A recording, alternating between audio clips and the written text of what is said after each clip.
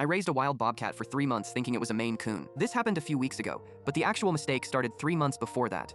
I grew up in the city and know literally nothing about nature, and I rented a house out in the suburbs in a wooded area for some peace and quiet. One morning I heard squeaking under my deck. I grabbed a flashlight, saw a kitten, and figured it was a stray Maine Coon mix that lost its tail somehow. It was this really chunky and angry looking kitten, with huge paws and a stubby tail. I felt bad for the little guy. I used some tuna to lure him into a laundry basket and brought him inside. I named him Garth. Garth was wild. He destroyed his scratching post in a week flat, and his purr sounded like a broken lawnmower. He grew insanely fast. After 3 months, he was the size of a medium dog and pure muscle. Then the gifts started.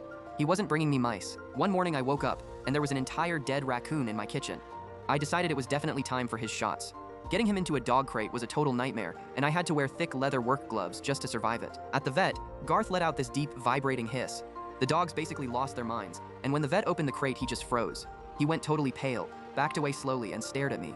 He straight up asked me where the hell I got a bobcat. I thought I was going to jail. The vet called Fish and Wildlife, and the officer who showed up just looked at me like I was the dumbest guy on the planet.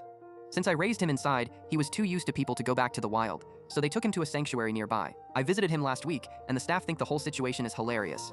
Garth refuses to eat the raw meat they feed the other wild cats. He throws a massive fit unless they give him his specific fancy canned cat food. I somehow managed to gentrify a wild animal.